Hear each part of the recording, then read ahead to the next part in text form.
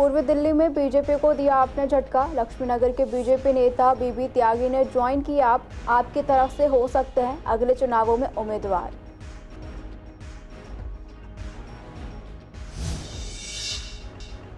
छठ पर वसूला जा रहा मनमाना किराया। आनंद विहार से गोरखपुर तक का किराया 2,500 रुपये, बिहार तक के लिए 8,000 रुपये किए जा रहे हैं चार्ज।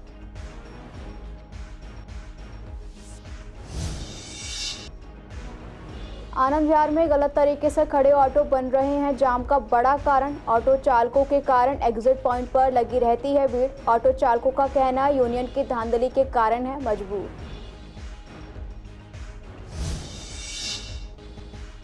हिप्नोटाइज कर पैसे लूटने वाले 2 बदमाश गिरफ्तार। पीएनबी के सीनियर मैनेजर को हिप्नोटाइज करने की कोशिश। आरोपी पहले भी इस बैंक में वारदात को दे चुके हैं अंजाम।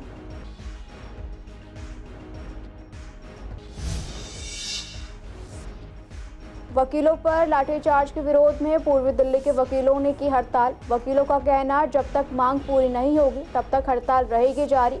बार एसोसिएशन ने की एसआईटी जांच की मांग।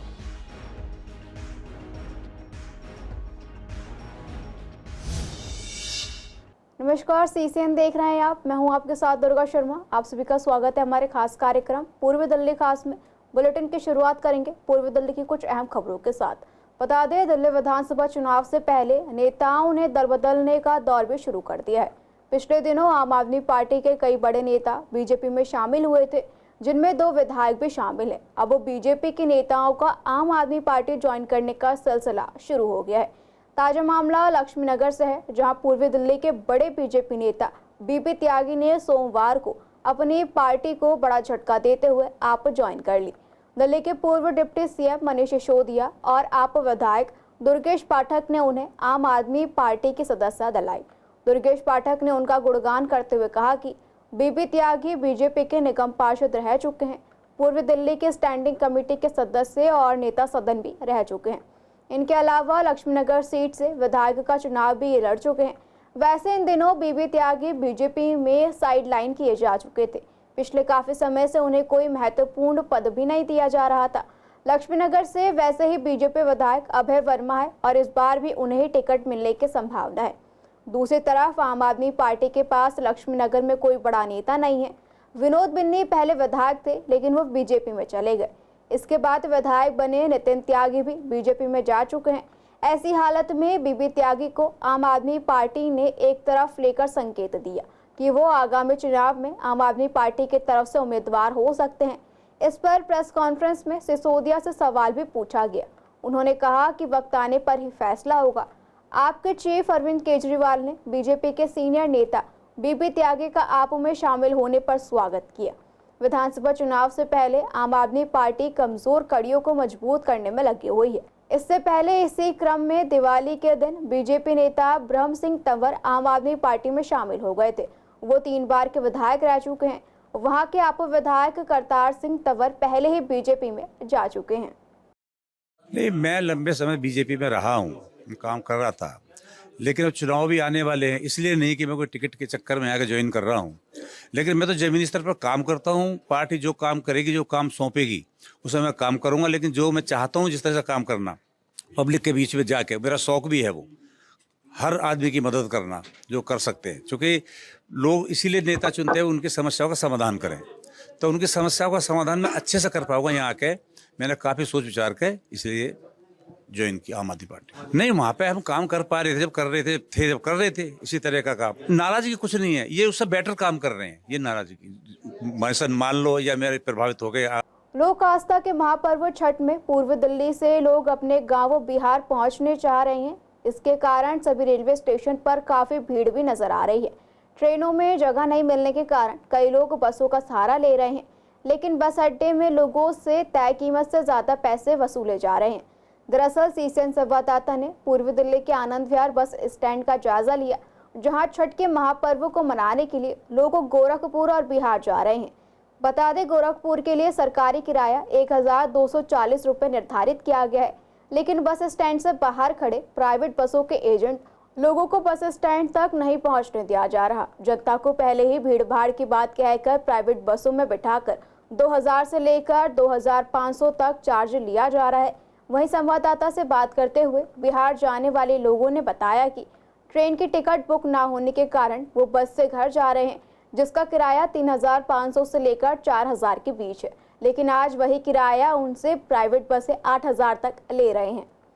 लूट रहे हैं सीधा खुलेआम लूट रहे हैं। 8,000 रुपए एक स्लीपर का, दो हजार एक स्लीपर का भाई साहब 8,000 रुपए। लोग आप कहाँ जाना चाहते थे? सीतामढ़ी बिहार। तो कितना पैसा मांग रहे हैं? 8,000 रुपए मांग रहे हैं स्लीपर का। किराया लगता था 4,350, 4,350 स्लीपर बस का। जी।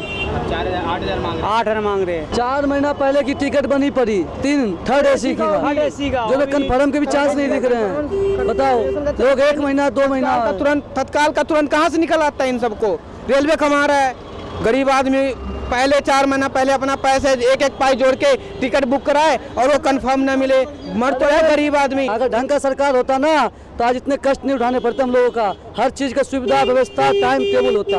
ये सुविधा को उपलब्ध नहीं है, ना हमारे सरकार से ना इधर से, तो हमारे सरकार का ही गलती, हम दूसरे को क्या कहें। छठ पर्व के कारण पूर्व दिल्ली के आनंद विहार में जाम की स्थिति देखने को मिल रही है। एक तरफ जहां छठ पर्व को लेकर काफी संख्या में लोग रेलवे स्टेशन पर पहुंच रहे हैं, वहीं दूसरी तरफ आनंद विहार में ऑटो की गलत पार्किंग जाम और भीड़ भाड़ का सबसे बड़ा कारण बन रही है। आपको बता दें, आनंद विहार रेलवे स्टेशन के एग्जिट पॉइंट पर इतनी भीड़ इकट्ठी हो गई है कि पैदल निकलना ही दुश्वार हो गया। बता दें, पूर्वी दिल्ली के आनंद विहार रेलवे स्टेशन से बाहर निकलने के रास्ते पर कई ऑटो चालक गलत तरीके से ऑटो खड़ा कर देते हैं, जिसकी वजह से जाम की स्थिति और भीड़भाड़ की स्थिति बन रही है। इसी को लेकर सीसीएन संवाददाता ने वहां मौजूद कुछ ऑटो चालकों से भी बात की। उन्होंने बताया कि रेलवे स्टेशन के अंदर पार्किंग का शुल्क लेने के बाद भी हमें रुकने नहीं दिया जाता, क्योंकि पार्किंग के लिए अंदर एक यूनियन बनाई गई है जो केवल अपने ऑटो को ही रेलवे स्टेशन के अंदर खड़ा होने देती है, और बाहर से अगर हम सवारी लेकर जाते हैं तो हमारा यहाँ पर खड़ा होना दुश्वार हो जाता है। फिलहाल हमारा पार्किंग शुल्क देना भी व्यर्थ होता है, क्योंकि हमें केवल सवारी उतारने जितना ही समय मिलता है, जबकि हम शुल्क पूरे 1 घंटे का देते हैं। आपको बता दें, यहाँ पर रेलवे और दिल्ली पुलिस द्वारा कोई भी सुरक्षा व्यवस्था नहीं देखने को मिली जो कि जाम को क्लियर करा सके।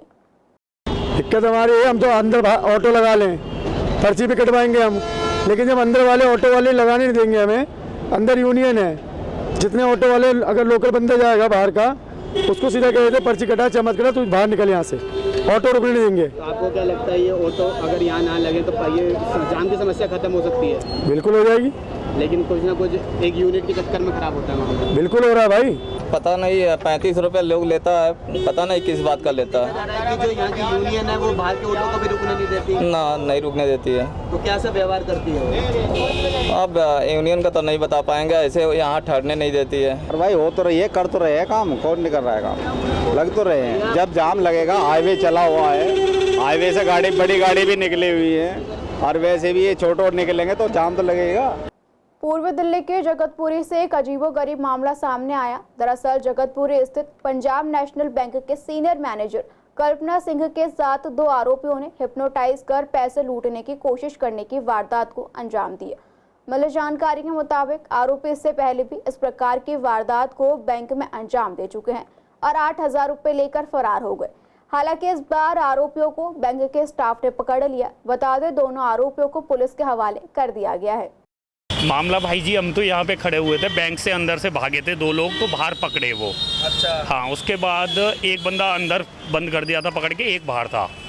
उसके बाद 100 नंबर कॉलें हुई हैं, जो बंदा बाहर था उसने भी करी है और बैंक वालों ने भी की है। अच्छा। उसके बाद एसीपी साहब आए, एसएचओ साहब आए। क्या पता चल पाया? अब ये तो अभी खैर क्लियर नहीं है। अब एसएचओ साहब बाहर निकले जब, क्या जानकारी आप लोगों को मिली कि ये फ्रॉड कर रहे थे बैंक में पैसे। अच्छा, बैंक में फ्रॉड करने के लिए। हाँ। गाजियाबाद कोर्ट में वकीलों पर हुए लाठीचार्ज के विरोध में सोमवार के दिन पूर्वी दिल्ली के कड़कड़ुमा कोर्ट में वकीलों ने हड़ताल की।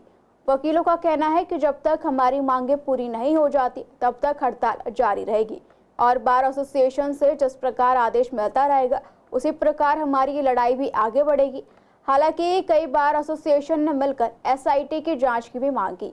अब देखने वाली बात ये होगी कि कब तक वकीलों की मांग पूरी होती है या नहीं और हड़ताल कब खत्म होती है। बता दें, 29 अक्टूबर को गाजियाबाद के जिला जज के कोर्ट में जमानत से संबंधित एक सुनवाई चल रही थी, जिसमें वादी और प्रतिवादी दोनों के वकील मौजूद थे।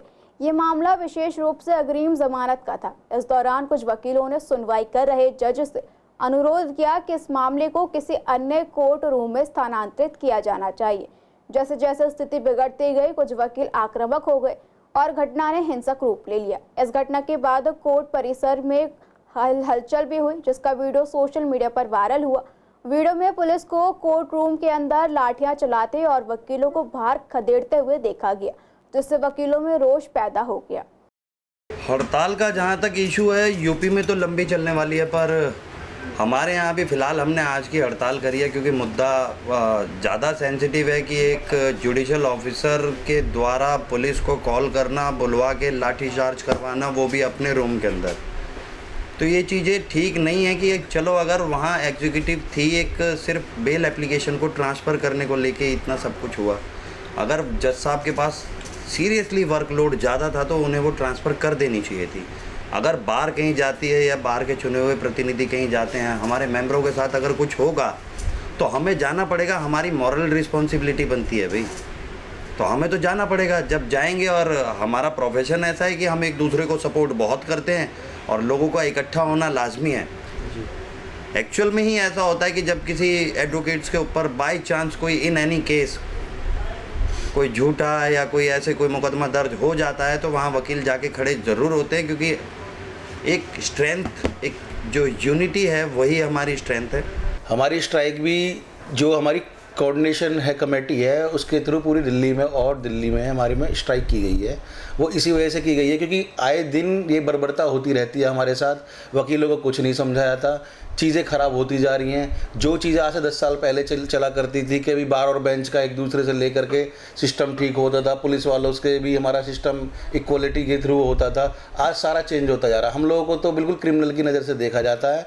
अभी तो गाजियाबाद में है, अगर मांगे ना मानी गई, अगर जुडिशरी का ऐसा ही रवैया रहा तो नेचुरल है हाई कोर्ट और सुप्रीम कोर्ट का दरवाज़ा खटखटाना पड़ेगा। मैं एक और बात कहना चाहूँगा, कहते हैं कोट कर्म लागे रहे एक क्रोध की लार, किया कराया सब गया जब आया हंकार। तो ये जो एरोगेंसी वाला एटीट्यूड है ना, that will not be tolerated. Delhi विधानसभा चुनावों की तैयारियों के लिए एमसीडी स्कूलों के टीचर्स की ड्यूटी लगानी शुरू हो गई है। एमसीडी का एजुकेशन विभाग पहले ही 5000 टीचर्स की कमी से जूझ रहा है। वहीं लगभग 4000 टीचर्स के चुनाव में ड्यूटी लगाकर उनसे बीएलओ यानी कि बूथ लेवल अधिकारी के तौर पर काम भी लिया जा रहा है। इसका सीधा असर बच्चों की पढ़ाई पर भी होगा। इसी को लेकर हमने पूर्वी दिल्ली के कुछ टीचर्स से बात की। टीचर्स का कहना है कि काम सिर्फ बच्चों को पढ़ाना नहीं रह गया है, उनसे शिक्षा देने के अलावा भी चुनाव में और बाकी दिनों में भी काम कराया जाता है। इससे बच्चों की पढ़ाई पर काफ़ी असर होता है, क्योंकि बाकी काम भी हमें स्कूल टाइमिंग में ही दिया जाता है, जिसकी वजह से बच्चों की बहुत सारी क्लासेस मिस हो जाती है और आखिरी में जल्दबाजी में सिलेबस खत्म कराने का प्रेशर रहता है। ऊपर से स्कूल में वैसे ही टीचर्स की कमी है। ऐसे में निर्वाचन आयोग को टीचर्स के अलावा भी दूसरे प्रोफेशन के लोगों को ड्यूटी देनी चाहिए। अलग अलग डिपार्टमेंट से जो है बीएलओस को लिया गया है और दूसरे अपॉइंटमेंट से भी हैं, सारे टीचर्स नहीं हैं, तो इसकी एग्जैक्ट तो मैं आपको नहीं बता पाऊँगी कितने टीचर्स हैं। और रही बात काम की, तो थोड़ा सा जो बर्डन होता है वो इलेक्शन के टाइम पे थोड़ा सा होता है, अदरवाइज़ तो जो मैक्सिमम काम है वो हमारा स्कूल के बाद, स्कूल से पहले ऐसे ही होता है। इसी तरीके से मैम देखिए, अगर स्कूल में कोई ज़रूरी काम होता है तो फिर हम जाते हैं, क्योंकि डिपार्टमेंट हमारा वही है, तो वहाँ की ड्यूटी भी हम पूरी तरीके से नेगलेक्ट नहीं कर सकते। तो ये एडजस्टमेंट चलती है। इतना हमें यहाँ से भी लिबर्टी होती है कि भाई अगर हमारे स्कूल का काम है तो इफ़ेक्ट ना करे। जो शिक्षकों की ड्यूटी लगाई जा रही है चुनाव में, उससे बच्चों की पढ़ाई बुरी तरीके से प्रभावित हो रही है। कई कई विद्यालय में तो ये हालात हैं कि अनेक प्रकार की जो विभागीय ड्यूटियाँ हैं वो भी कर रहे हैं, चुनावी ड्यूटी है वो भी कर रहे हैं अध्यापक। इससे बच्चों का शिक्षण बुरी तरीके से प्रभावित हो रहा है। आज शिक्षक को अन्य कार्यों में, अन्य गतिविधियों में लगा रखा है। तो मैं सरकार से गुजारिश करता हूं कि एक टीचर्स की एक असमंजस की स्थिति बनी हुई है, उस स्थिति से निकाला जाए कि एक टीचर, सभी टीचर्स को बीएलओ की ड्यूटी से हटाया जाए और ये है कार्य बीएलओ का, ये तो डिपार्टमेंट जो इलेक्शन कमीशन है वो अलग से किसी और को दे, आंगनबाड़ी है या फिर और भी जो कर्मचारी है अलग से रिक्रूटमेंट, वो उनका काम है। पर टीचर का एक काम होता है पढ़ाना, तो पढ़ाने का काम ही दिया जाना चाहिए जिससे वो मन लगाकर पढ़ाई पढ़ा सके बच्चों को। केंद्रीय पर्यावरण, वन एवं जलवायु परिवर्तन मंत्रालय की रिपोर्ट के मुताबिक दिल्ली की खराब एयर क्वालिटी के लिए सबसे ज्यादा जिम्मेदार धूल धक्कड़ है। रिपोर्ट के मद्देनजर सीसीएन संवाददाता ने पूर्वी दिल्ली के अलग अलग इलाकों का जायजा लिया। इसके साथ ही प्रदूषण को देखते हुए अस्पताल में पहुंच रहे मरीजों के बारे में भी डॉक्टर से बात की। पूर्वी दिल्ली के कड़कड़ुमा, आनंद विहार और सूरजमल विहार में ज्यादा धूल उड़ रही है। बता दें, आनंद विहार में भले ही एंटी स्मॉग गन की गाड़ियां देखी जा सकती हैं, लेकिन यहां पर MRTS के निर्माण के कारण धूल उड़ती देखी जा रही है। वहीं लोगों का कहना है कि सरकार बड़े बड़े दावे करती है, लेकिन प्रदूषण कम करने में नाकाम रही। सरकार को प्रदूषण के निपटने के लिए कुछ और तरीके अपनाने की जरूरत है। वहीं सूरजमल विहार के सामने CBD ग्राउंड में MCD ट्रकों की पार्किंग से धूल उड़ती है, जिसकी वजह से लोगों को काफी परेशानी हो रही है। वहीं दूसरी तरफ बढ़ते पॉल्यूशन के कारण अस्पताल में सांस के मरीजों की संख्या भी बढ़ रही है। डॉक्टर के मुताबिक हर तीसरा मरीज पॉल्यूशन की वजह से बीमार हो रहा है। पॉल्यूशन इतना है कि हर इंसान की जिंदगी में से कुछ सालों में कमी आ रही है। डॉक्टर ने और कुछ क्या कहा, सुनिए।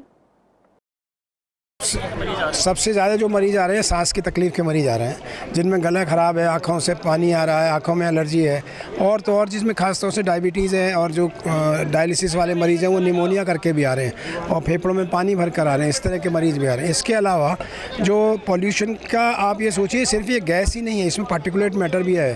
2.5 माइक्रोन से छोटा जो है वो सीधा सीधा नलियों में जाकर हार्ट अटैक, किडनी डैमेज और लिवर डैमेज, इस तरह के भी मरीज़ आ रहे हैं। देखिए, दिल्ली सरकार का रवैया जो है दिल्ली वासियों के लिए ठीक नहीं है। दिल्ली सरकार को कोई चिंता, दिल्ली के रहने वाले नागरिकों के लिए कोई चिंता उनको नहीं है। आज सांस लेना दुर्लभ हो गया है।